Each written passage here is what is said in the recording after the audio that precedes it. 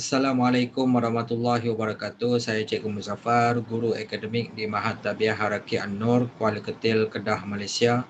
Okey, baik, video kali ini Cikgu nak kongsikan berkaitan dengan pentaksiran bilik darjah untuk subtopik 1.1 tata tanda indeks di bawah bab 1 indeks untuk subjek matematik tingkatan 3 KSSM.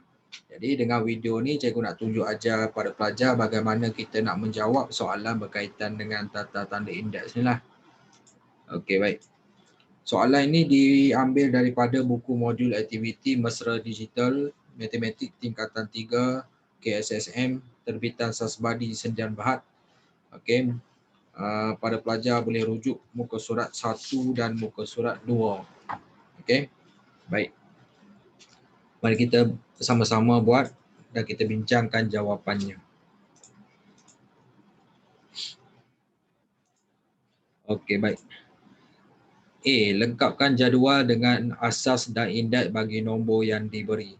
Okey, baik. Kita dah, cikgu dah cerita dalam video penerangan dalam buku teks tu. Apa itu asas, apa itu indeks. Okey, baik. Jika diberi nombor 3 kuasa 5. Jadi asasnya 3, indeksnya 5. Jadi kita isikan tempat kosong untuk nombor 1 hingga 5 ni. Jadi 7 kuasa 4, asas dia 7. Dia punya indeks 4. Okey, itu saja. Yang ni dia punya asas negatif 4, dia punya indeks 3. Yang ni asas dia 0.1, dia punya indeks 4. Yang ni asas dia 2/5. Okey. Dia punya indeks 2. Yang ni dia punya asas M, dia punya indeks negatif 6. Okey. Itu sajalah. Itu soalan A. Selesailah. Dia asasnya senang saja. Okey, baik. B.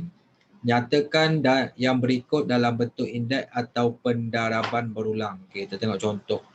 Kalau dia bagi dalam bentuk indeks, kita tulis jawapan dalam bentuk pendaraban berulang. Okey, kalau 5 kuasa 4, 5 darab 5 darab 5 darab 5, 4 kali formula pendaraban berulang. H kuasa 3, H tu kita darab 3 kali macam ni. Negatif 7, kata daripada pendaraban berulang kita boleh tukar kepada indeks. Okey, bentuk indeks macam ni. Kalau negatif 7 darab negatif 7 darab negatif 7, 3 kali pendaraban ni maksudnya negatif 7 kuasa 3. Jadi kita pergi kepada soalan dia 10 kuasa 5. Kita tukar kepada pendaraban berulang. Jadi 10 darab 10 darab 10 darab 10. Okey, darab 10. Okey, maksudnya pendaraban berulang ni 5 kali. Okey, selesai soalan nombor 1. Okey, nombor 2, negatif 0.6 darab negatif 0.6 darab negatif 0.6. Jadi 3 kali kat situ. Jadi dia tukar kepada bentuk indeks dalam kurungan negatif 0.6. Okey, tutup kurungan kuasa 3. Okey. Jadi 1/2 kuasa 4. Jadi kita tukar kepada bentuk pendaraban berulang. Okey, 1/2 darab 1/2 darab 1/2 darab 1/2. Okey, 4 kali kan. Okey, selesai.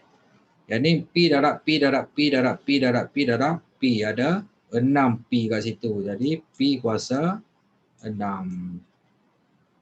Okey, selesai. B tu. Okey, C. Tulis setiap nombor dalam bentuk indeks dengan menggunakan asas yang diberi dalam tanda kurung. Jadi, kita dah belajar tadi berkaitan dengan kaedah untuk tukarkan satu nombor kepada nombor asas yang lain. Okey, 2 kaedah, sama ada kita guna kaedah pembahagian berulang ataupun kita guna kaedah pendaraban berulang. Okey, contoh kat sini tukar 32 kepada nombor asas 2. Jadi 32 sama dengan 2 kuasa 5. Okey, cara dia kaedah pembahagian berulang ni. 32 bagi 2. Jadi 32 bagi 2 dapat 16, 16 bagi 2 dapat 8, 8 bagi 2 dapat 4, 4 bagi 2 dapat 2, 2 bagi 2 dapat 1. Sampai dia kata nilai, kata bila kita bahagi tu tinggal dia punya jawapan nilai 1, kita berhenti kat situ dah kita kira berapa kali kita bahagi dengan 2 tadi. Jadi 5 kali. Jadi bila 5 kali 32 sama dengan 2 kuasa 5. Ataupun kita buat kaedah pendaraban berulang ni, 2 darab 2 4.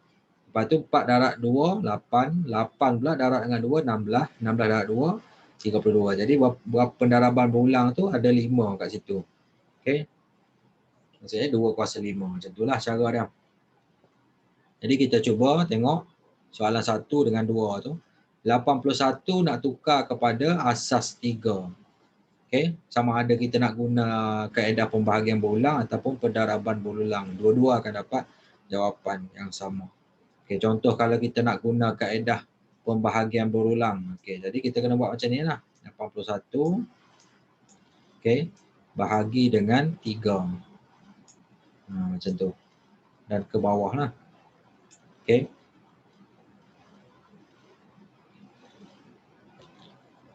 (81 bahagi 3) dapat 27. Okay. Lepas tu 27 bahagi lagi dengan 3 dapat 9. Okay. Lepas tu 9 bahagi lagi dengan 3 dapat 3. 3 bahagi lagi dengan 3 dapat 1. Tinggal je 1, kita tengok berapa kali dia bahagi dengan 3 ni. Okay. Yang ni berapa kali? 1, 2, 3, 4. Jadi sama 81 sama dengan 3 kuasa 4. Okay.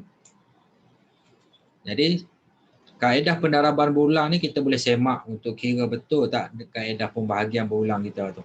Jadi kita tengok. 3 darab 3. Dapat berapa kat sini? 9. Okey, lepas tu kalau darab lagi dengan 3.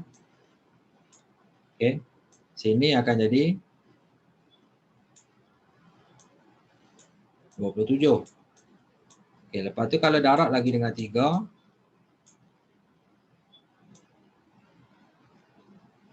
Okey. Dapat 81. Jadi betul lah dia punya jawapan ni. 3 darab 3 darab 3 darab 3 ada 4 pendaraban berulang kat sini. Jadi sama lah. Okey, jawapan dia 81 sama dengan 3 kuasa 4. Maksudnya kita gunakan kaedah pembahagian berulang untuk jawab soalan, dapatkan jawapan. Kaedah pendaraban berulang ni kita guna untuk semak jawapan. Jadi jawapan dia tepat lah kat sini. Okey, jawapan dia tepat. Kita cuba nombor 2 pula. 216 kepada asas 6. Jadi mula-mula kita buat dulu guna kaedah pembahagian berulang. Okey. 216 bahagi dengan 6. Okey. 216 bahagi 6 dapat 36. 36 bahagi dengan 6 dapat 6. Okey. Lepas tu 6 bahagi lagi dengan 6 tinggal 1. Jadi berapa kali kita bahagi dengan 6 tu? Jadi 216 sama dengan berapa kali kita bahagi 6? 3 kali. Jadi 6 kuasa 3. Okey, 6 kuasa 3.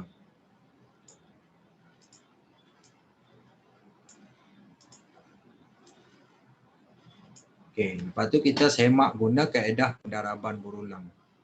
Okey, kita tengok. 6 darab 6. Okey, yang ni kita dapat 36. Lepas tu kita darab lagi dengan 6. Okey, 36 ni darab dengan 6 pula. Okey, dapat 216. Jadi betul dan terbuktilah bahawa 216 ni sama dengan 6 kuasa 3. Okey. Macam tu cara dia. Okey, selesai muka surat 1. Okey, pergi kepada muka surat yang kedua. Hitung nilai setiap nombor yang berikut tanpa menggunakan kalkulator. Jadi contohnya kat sini dia gunakan kata cara dia tu daripada bentuk indeks dia nak tukar kepada kata nak cari nilai dia tu, okay, gunakan kaedah pendaraban berulang. Okay, kalau 204 maksudnya dia pendaraban berulang tu 4 kan, maksudnya 2 darab 2 4, 4 darab 2 8, 8 darab 2 16. Okay, macam itulah cara dia. Jadi yang ni pun samalah kita buat. Kalau nombor satu ni 5 kuasa 4. Jadi sama dengan 5 darab 5 darab 5, okay, darab 5. 4 kali lah sebab dia kuasa 4.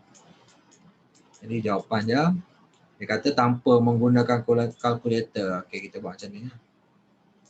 Okay, mula-mula 5 darab 5, 25.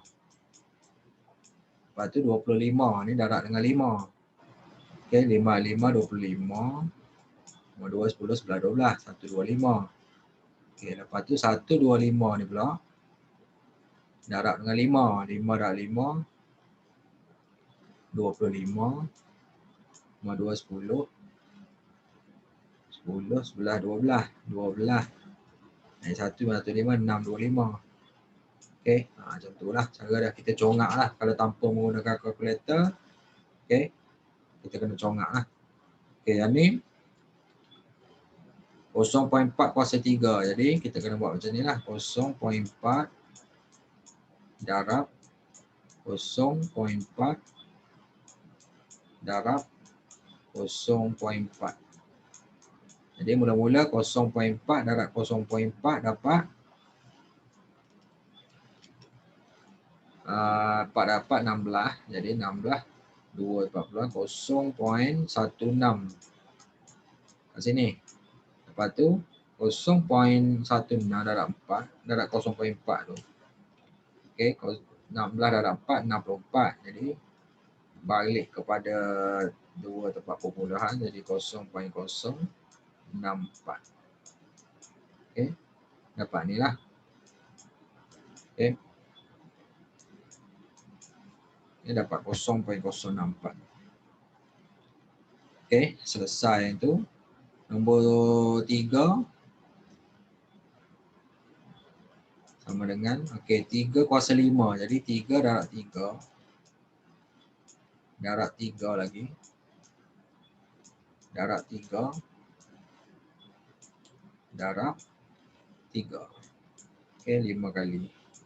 Jadi sini dapat 3 darab 3 9. Lepas tu 9 darab dengan 3 27.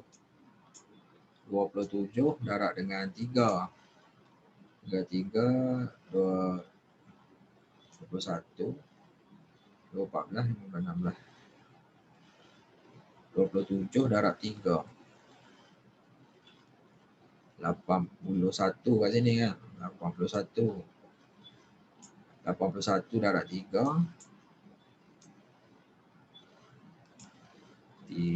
243. Okey, kita congak je 243. Okey, tanpa menggunakan kalkulator. Okey, yang ni negatif 0.5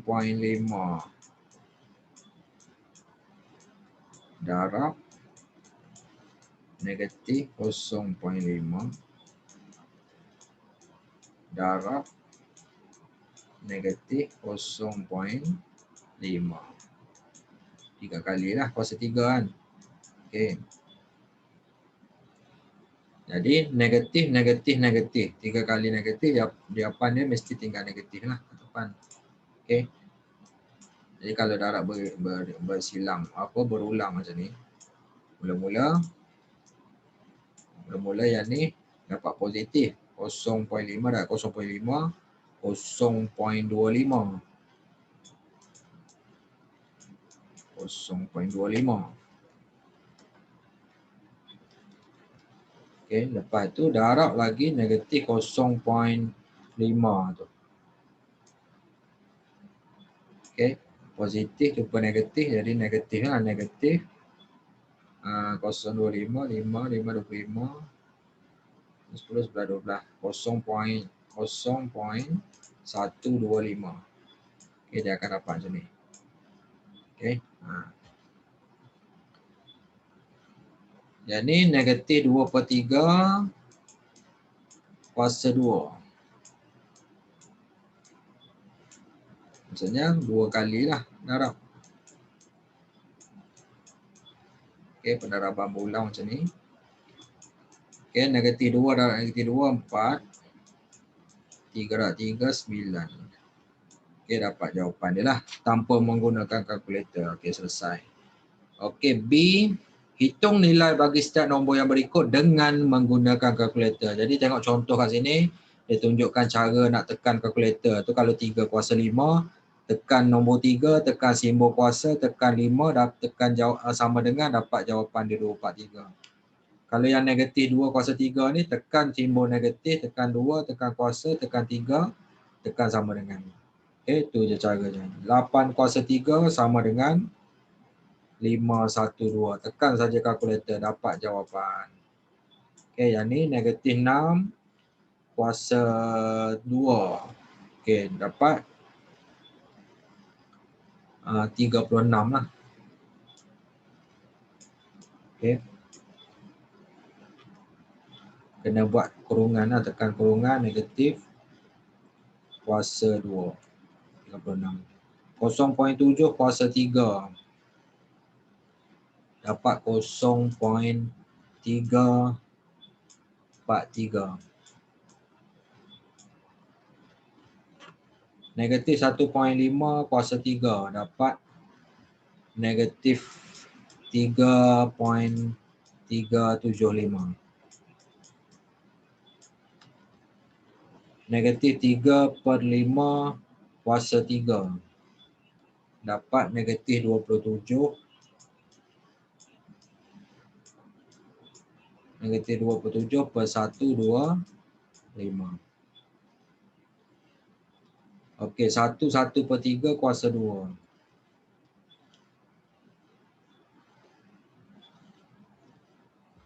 Dapat 1/7/9. Okey, selesai MB tu. Okey, soalan C. Nyatakan sama ada setiap persamaan yang berikut benar atau palsu. Okey, yang ni 2 kuasa 3 darab 3 kuasa 2. Jadi tengok betul tak dapat 6 kuasa 5. Jadi 2 kuasa 3 darab 3 kuasa 2 ni, 2 kuasa 3 tu sama dengan 8, 3 kuasa 2 tu 9. 8 dan 9, 72. Kalau 6 kuasa 5 ni 7,776, bukannya 72, jadi palsu. Okey, cara dia kita kira je lah. Okey, 1 kuasa 3 berapa?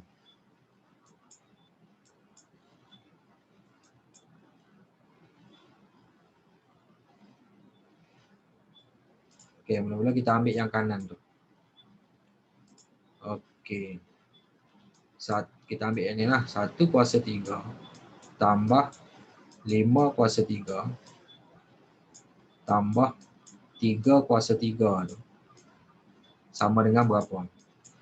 Okey, 1 kuasa 3 sama dengan 1 tambah, okey, 5 kuasa 3 sama dengan 125 tambah, okey, 3 kuasa 3 sama dengan 27. Okey, kita cuba tambahkan ke semua ni. Okey, 1 tambah 125 tambah 27. Dapat 153. Jadi betul lah seperti yang dia tulis kat sini penyataan ni. Jadi jawapan dia betul, kita jawab benar lah. Okey, kita nak tahu benar atau palsu, jawapan dia mesti sama. Yang kiri sama dengan kanan. Okey. Soalan nombor 2. Okey, cara dia sama. Okey, kita ambil belah kiri tu 2 kuasa 5 darab 9 kuasa 2. Okey, kita cari jawapannya. Okey, 2 kuasa 5, 32. Lepas tu darab dengan 9 kuasa 2 tu 81. Jadi 32 darab 81 dapat 2592. Jadi sama dengan yang kanan. Jadi benar. Okey.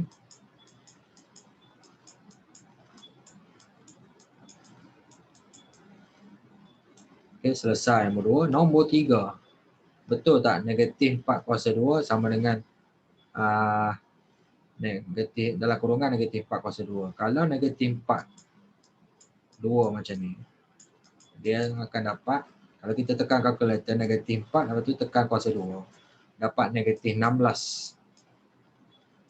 Manakala kalau yang ni dalam, kalau kita buat kurungan, kalau kita tekan kalkulator tu, tekan kurungan, tekan negatif, tekan 4, tutup kurungan, lepas tu tekan kuasa 2. Okey, dia akan dapat 16. Jadi kiri dengan kanan tak sama, jadi palsu lah. Okey, dia tak sama, jadi palsu. Jadi itu saja soal bentuk-bentuk soalan untuk pentaksiran bilik darjah untuk subtopik pertama tu 1.1 tata tanda indeks. Okey, di bawah bab yang pertama indeks, di bawah subjek matematik tingkatan 3 KSSM. Jadi dengan perkongsian cikgu ini, dengan tunjuk ajar cikgu ini, dengan jalan pengiraan dan langkah-langkah pengiraan dan jawapan yang tepat, insyaAllah para pelajar akan lebih tahu, lebih faham dan lebih mahir untuk subtopik 1.1 tata tanda indeks ini. Okey, itu saja daripada cikgu. Sekian, terima kasih. Assalamualaikum warahmatullahi wabarakatuh.